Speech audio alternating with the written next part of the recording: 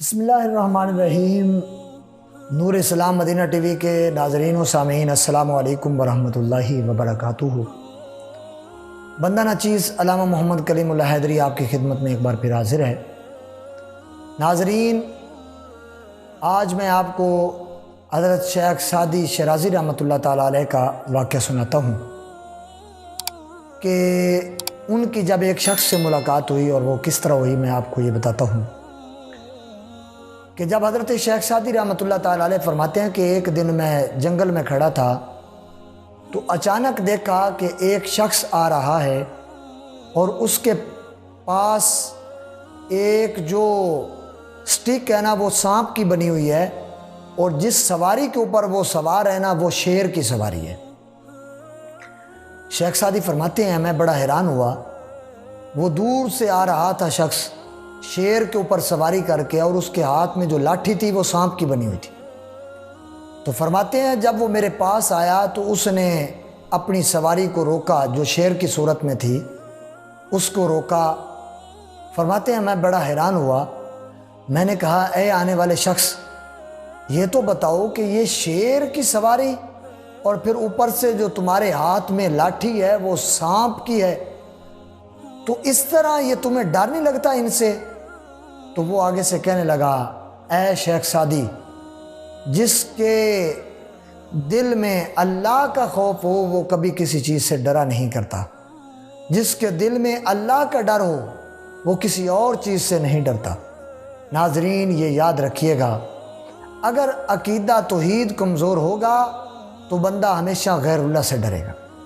اگر عقیدہ توحید کمزور ہوگا تو بندہ کسی کی قوت سے ڈرے گا، اور اگر عقیدہ توحید کمزور ہوگا تو بندہ دوسروں کی دولت سے مرعوب ہو جائے گا، اور اگر عقیدہ توحید کمزور ہوگا تو بندہ کسی کے اسلحے سے ڈر جائے گا، اور اگر عقیدہ توحید کمزور ہوگا تو بندہ دوسروں کے رعب سے ڈر جائے گا، غیر اللہ کے خوف سے ڈر جائے گا۔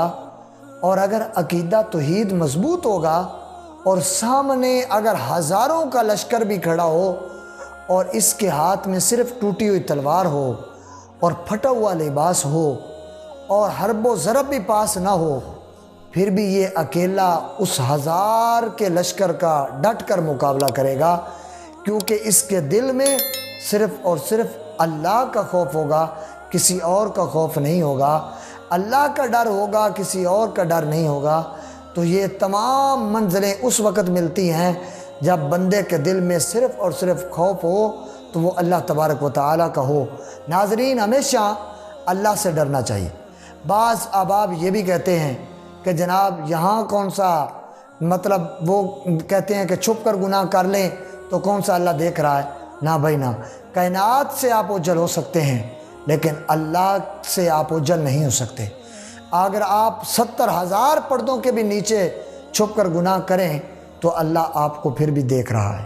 ہمیشہ یاد رکھیے گا کہ جب بھی آپ کو گناہ کرنے پر طاقت بھی میسر ہو، سب کچھ ہو، لیکن آپ اگر اس گناہ کو ترک کر دیتے ہیں اللہ کے خوف کی وجہ سے، اللہ کے ڈر کی وجہ سے کہ یار اللہ مجھے دیکھ رہا ہے، تو پھر آپ یاد رکھیے گا اللہ تبارک و تعالیٰ آپ کو ایک جنت نہیں، اللہ تبارک و تعالیٰ 2 جنتوں کا وعدہ عطا فرماتا ہے۔ فرمایا جو میرے خوف کی وجہ سے فرمایا گناہ چھوڑ دیتا ہے تو اللہ فرماتا ہے کہ میں پھر اس سے 2 جنتوں کا وعدہ کرتا ہوں۔ ایک ہی جنت نہیں، 2 جنتوں کا وعدہ ہے۔ ناظرین، ہمیشہ ہمیں ہر گناہ پر جب ہم قادر ہوں تو ہمیں ہمیشہ اللہ کا ڈر دل میں رکھنا چاہیے، اللہ کا خوف رکھنا چاہیے، تو پھر انشاءاللہ تعالی ہم گناہ کے قریب تک بھی نہیں جائیں گے۔ ناظرین، یہ یاد رکھیے کہ ہمیشہ بندہ وہی کامیاب ہوگا جس کا عقیدہ توحید مضبوط ہوگا، جس کے دل میں غیر اللہ کا کوئی خوف نہیں ہوگا، جو غیر اللہ کے سامنے نہیں جھکتا بھی ہے تو اس خالق حقیقی کے سامنے جھکتا ہے۔ تو ناظرین، یہی دعا ہے خالق کائنات کی بارگاہ میں، اللہ ہمیشہ اپنی ہی بارگاہ میں جھکنے کی توفیق عطا فرمائے، غیر کے آگے جھکنے سے محفوظ فرمائے۔ ناظرین، اگر آپ کو کوئی سوال کرنا ہے تو میرے چینل میں نیچے آپ سبسکرائب کا بٹن جو ہے اس میں آپ سوال جو ہے اپنا آپ لکھ کر سینڈ کریں، انشاءاللہ تعالی بندہ نہ چیز اس کا ضرور جواب دے گا۔ تو دعائے خالق کائنات کی بارگاہ میں اللہ تبارک و تعالی ہم تمام کو دین اسلام پر عمل کرنے کی توفیق عطا فرمائے۔ آخر میں آپ سوال جو ہے وہ کمنٹس باکس میں لازمی لکھیں، انشاءاللہ تعالی بندہ نہ چیز آپ کے سوال کا ضرور جواب دے گا۔ آمین، باخر دعوانا الحمدللہ رب العالمین۔